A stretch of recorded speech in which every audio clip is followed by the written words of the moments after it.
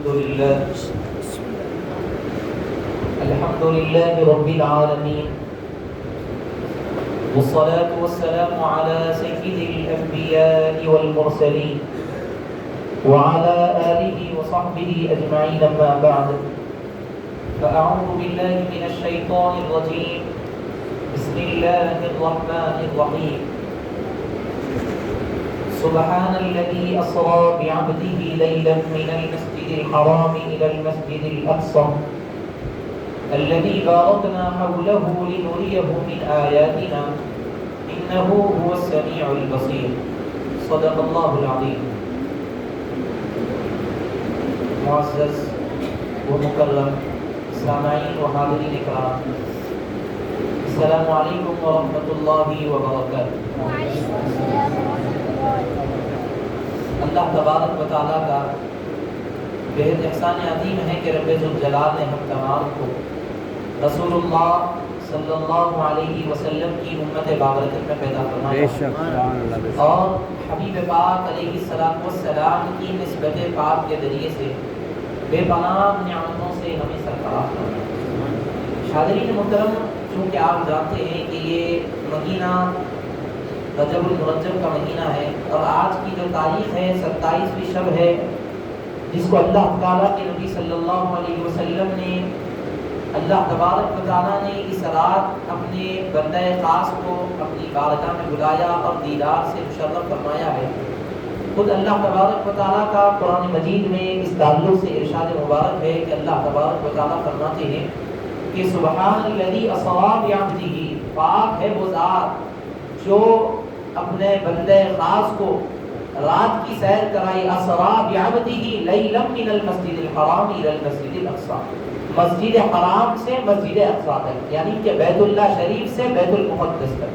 تو حاضرین محترم، اس آیت مبارکہ کی تفسیر میں کئی مفسرین کرام نے اس وضاحت کو بیان فرمایا ہے اور اللہ تبارک و تعالیٰ نے اس آیت مبارکہ میں جو چیز کو ارشاد فرمایا ہے، جو بات کو بیان فرمایا ہے کہ سبحان الذی اسری فرمایا گیا کہ پاک ہے وہ ذات جو اپنے بندے کو لے گئی، فرمایا اسری، یعنی کہ عربی زبان میں سارا کا معنی سارا، یسیرو کے معنی چلنے کے آتے ہیں۔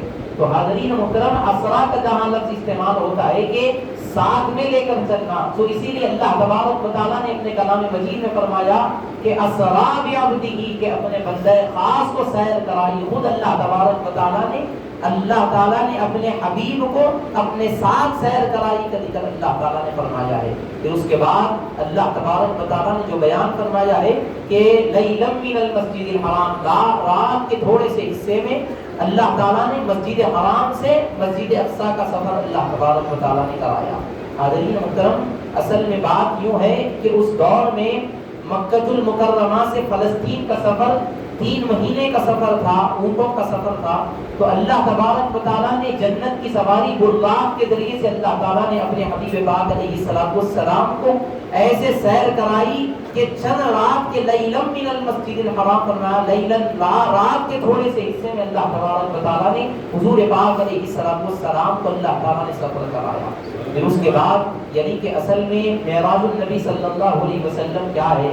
تو حاضرین محترم، معراج وہ ہوتی ہے جس کو اللہ تبارک و تعالیٰ کا دیدار نصیب ہوتا ہے۔ معراج کا معنی یہ ہے کہ باہر کے آتے ہیں اور اللہ تبارک و تعالیٰ کے دیدار سے مشرف ہونے کے آتے ہیں، یعنی کہ کوئی آپ سے ملاقات کرنے کے لیے آتا ہے تو وہ اس کی معراج ہو جاتی ہے کہ یہاں خود اللہ تبارک و تعالیٰ اپنے حبیب کی معراج کرا رہا ہے، بلکہ خود حبیب علیہ السلام نے نہیں چاہا، بلکہ آقا کریم صلی اللہ علیہ وسلم کا اس وقت معاملہ کیا تھا، اس وقت معاملہ کیا ہوا۔ حاضرین محترم، دیکھیے کہ مکہ مکرمہ میں اس دور میں اس وقت میں حضرت یعنی کہ ام ہانی رضی اللہ تعالیٰ عنہ، یہ کون ہے؟ یہ حضور پاک علیہ السلام کی چچا زاد بہن ہیں۔ آپ کے والد محترم کا انتقال ہو چکا تھا، حضرت ابو طالب رضی اللہ تعالیٰ عنہ جو آپ کے چچا ہیں۔ آپ کی پوری زندگی حضور پاک علیہ السلام کی یعنی کہ بچپن کے عالم سے لے کر حضور پاک علیہ السلام کے اعلان نبوت فرمانے تک آپ نے پوری زندگی مبارکہ حضور کے ساتھ آپ گزارے ہیں۔ پھر اس کے بعد یعنی کہ حضرت ابو طالب رضی اللہ تعالیٰ عنہ کا وصال ہو جاتا ہے تو حضور پاک علیہ السلام اپنے چچا زاد بھائی بہن کے ساتھ رہنے لگے. تو حاضرین محترم حضرت ام ہانی رضی اللہ تعالیٰ عنہ کے گھر میں حضور پاک علیہ السلام ہے، تشریف فرما ہے. لیکن کبھی ایسا نہیں ہوا کہ حضور پاک علیہ السلام نے رات کے وقت آرام فرمایا ہو. لیکن اس وقت منشاء خداوندی کیا تھی کہ اللہ تبارک و تعالیٰ نے یعنی کہ ایسے حضور پاک علیہ السلام کو آرام کا حکم فرمایا. تو حضور پاک علیہ السلام نے اپنے یعنی کہ چچا زاد بہن کے گھر میں تشریف فرما ہے، آرام فرما رہے ہیں. پھر اس کے بعد اللہ تبارک و تعالیٰ حضرت جبرائیل امین کو فرماتا ہے کہ اے جبرائیل ساتوں آسمانوں کو سجا دیا جائے، ساتوں زمین کو سجا دیا جائے، اور جنت کو سجا دیا جائے، اور عرش معلیٰ کو سجا دیا جائے. تو حاضرین محترم اللہ تبارک و تعالیٰ کے حکم سے حضرت جبرائیل امین علیہ السلام ان تمام چیزوں کو سجا دیتے ہیں کہ آسمان کی چمک دمک کا عالم یہ ہوتا ہے. پھر اس کے بعد تاروں سے قندیلوں کو سجایا جاتا ہے، تاروں کی قندیلوں کو لگایا جاتا ہے. پھر اس کے بعد جنت کو سجا دیا جاتا ہے، عرش معلیٰ کو سجا دیا جاتا ہے. حاضرین محترم پھر اللہ تبارک و تعالیٰ کا حکم ہوتا ہے کہ اے جبرائیل فرشتوں کی جماعت کو لے جاؤ اور مصطفیٰ کریم صلی اللہ علیہ وسلم کو بلا کر لاؤ اور ملاقات کے لیے جاؤ اور فرماؤ کہ اللہ تبارک و تعالیٰ آپ کو اپنے دیدار سے مشرف کروانا چاہ رہا ہے اور ملاقات کے لیے اللہ تبارک و تعالیٰ یاد فرما رہا ہے. تو حاضرین محترم یہ ہوا کہ حضرت جبرائیل امین علیہ السلام آسمان سے نیچے اترتے ہیں، فرشتوں کی جماعت ہے. پھر فرشتوں کی صف میں یعنی کہ حضرت جبرائیل امین کون ہے؟ یہ تمام ملائکہ کے سردار ہے، تمام فرشتوں کے سردار ہے. تو حاضرین محترم زمین پر تشریف لاتے ہیں. پھر دیکھتے ہیں کہ حضرت ام ہانی رضی اللہ تعالیٰ عنہ کے گھر کے ارد گرد پورے فرشتے نورانی فرشتے جمع ہو چکے ہیں. پھر نور کا عالم یہ تھا کہ وہ گھر روشن و منور ہو گیا. پھر اس کے بعد دیکھتے ہیں کہ آقا کریم صلی اللہ علیہ وسلم آرام فرما رہے ہیں. اب یہاں ادب کا مظاہرہ کیسا ہے دیکھیے کہ اللہ تبارک و تعالیٰ کی بارگاہ میں پھر جاتے ہیں، فرماتے ہیں کہ مولا آپ کے حبیب آرام فرما رہے ہیں. تو حاضرین محترم حضرت جبرائیل امین کو اللہ تعالیٰ حکم فرماتا ہے کہ اے جبرائیل میرے حبیب کی شان میں ذرا برابر بھی کوئی گستاخی مجھے برداشت نہیں ہے. تم ایسے حبیب کی بارگاہ میں جاؤ اور جا کر ان کے قدموں سے لپٹ جانا. جب حبیب کی آنکھ کھل جائے تو میری بارگاہ کا سلام ان کو پیش کرنا. تو حاضرین محترم حضرت جبرائیل امین علیہ السلام آتے ہیں، دیکھتے ہیں کہ اگر میں دروازہ بند ہے، دروازہ اگر کھٹکھٹاؤں گا تو مصطفیٰ کی نیند کھل جائے گی اور شان میں بے ادبی ہو جائے گی. تو حاضرین محترم جہاں بے ادبی ہو جاتی ہے اللہ تبارک و تعالیٰ وہاں ناراض ہو جاتا ہے. اسی لیے حضرت جبرائیل امین علیہ السلام کیا کیے کہ چھت کے ذریعے سے داخل ہوئے، چھت کے ذریعے سے گھر میں آئے، گھر میں تشریف فرمائے.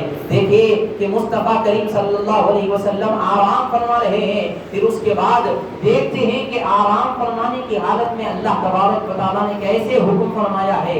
اس وقت حضرت جبرائیل امین علیہ السلام فرماتے ہیں کہ اللہ تبارک میں نے غور کیا کہ میں یعنی کہ ہر ایک بندے کو اللہ تبارک و تعالیٰ اس کی صورت و شکل کو اللہ تبارک و تعالیٰ بناتا ہے، تمام اعضاء کو بھی اللہ تعالیٰ بناتا ہے، لیکن جو اس کی چہرے کی نکھار خوبصورتی جو ہوتی ہے وہ اللہ کی بنائی کردہ ہوتی ہے. تو حاضرین محترم حضرت جبرائیل علیہ السلام فرماتے ہیں کہ یعنی کہ اللہ تعالیٰ نے میرے چہرے کو کافور سے بنایا ہے، ٹھنڈک کا بنایا ہے. اور مجھے جب معلوم ہوا کہ اللہ تعالیٰ نے میرے چہرے کو کیوں بنایا ہے، اسی لیے بنایا ہے کہ میرا چہرہ مصطفیٰ کے قدموں سے لپٹنا تھا اور یہ وقت آنا تھا، معراج کی شب ہونا تھا. پھر اس کے بعد حضرت جبرائیل امین کیا کرتے ہیں، اپنے چہرے مبارک کو حضور پاک علیہ السلام کے قدموں سے لگا دیتے ہیں. پھر اس کے بعد وہ ٹھنڈک کی وجہ سے حضور پاک علیہ السلام کی آنکھ کھل جاتی ہے. تو دیکھتے ہیں کہ جبرائیل امین ہے، تمام فرشتوں کو لے کر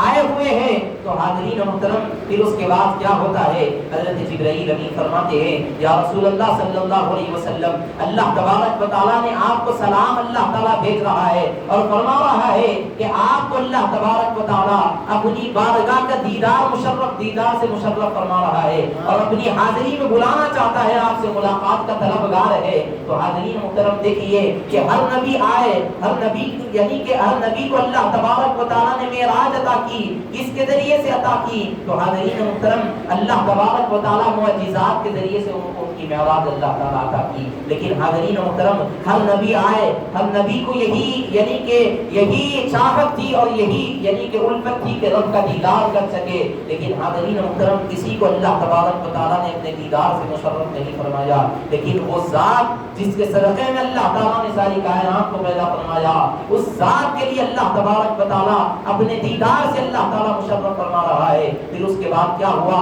اللہ تعالیٰ قرآن میں بیان فرماتا ہے کہ کس طریقے سے اللہ تبارک و تعالیٰ نے اپنے بندے خاص کو سفر کرایا. حضرت جبرائیل امین علیہ السلام ہے. اس کے بعد جب حضور پاک علیہ السلام اٹھ جاتے ہیں تو پھر اس کے بعد حضور پاک علیہ السلام وضو کے لیے یعنی کہ پانی لیتے ہیں, مکمل وضو فرماتے ہیں. پھر اس کے بعد حضرت جبرائیل امین علیہ السلام تمام فرشتوں کی جماعت ہے مل کر خانہ کعبہ میں داخل ہوتی ہے. پھر اس کے بعد حضور پاک علیہ السلام ابھی باحیات ہے, حضور پاک علیہ السلام کا سینے اقدس کو چاک کیا جاتا ہے اور دل کو باہر نکالا جاتا ہے, اور اس کے بعد یعنی کہ پیالے میں رکھا جاتا ہے, اور وہ پیالہ جنت سے لایا گیا تھا, اس پیالے میں رکھ کر آب زمزم کے پانی سے اس کو دھویا جاتا ہے. پھر اس کے بعد حضور پاک علیہ السلام کے قلب اطہر میں وہ یعنی کہ آپ کے سینے مبارکہ کو رکھ دیا جاتا ہے, اس چاک جو کیا ہوا تھا اس کو بند کر دیا جاتا ہے. تو حاضرین محترم خود حضور فرماتے ہیں کہ مجھے میرے اندر سے میرے جسم سے جب دل کو نکالا جا رہا تھا میں نے سارے مناظر کو دیکھا ہے. لیکن حاضرین محترم میں یعنی کہ موضوع سے ہٹ کر بات کرنا نہیں چاہتا ہوں, لیکن یہ بات ذہن میں رکھنی چاہیے کہ جو آج فرقہ واریت پھیل رہی ہے اور آج جو لوگ یہ کہہ رہے ہیں کہ حضور ہم جیسے تھے, لیکن حاضرین محترم یہ کیا اگر ہمارے دل میں ہمارے جسم میں سے دل کو نکالا جائے تو کیا انسان یعنی کہ زندہ رہ سکتا ہے یا نہیں؟ لیکن یہاں حضور پاک علیہ السلام اپنی یعنی کہ جو معاملات اپنے ساتھ ہوئے ہیں ان معاملات کو اللہ تبارک و تعالیٰ کے نبی صلی اللہ علیہ وسلم بیان فرما رہے ہیں. فرماتے ہیں کہ مجھے خانہ کعبہ لے کر گئے, اس کے بعد میں نے خانہ کعبہ کی طرف اپنے چہرے مبارکہ کو دیکھا تو جبرائیل امین آئے اور سینے کو چاک کیے, اب میرے دل کو نکالا, اس کے بعد آب زمزم کے پانی سے دھویا, پھر اس کے بعد میرے جسم میں میرے دل کو رکھ دیا.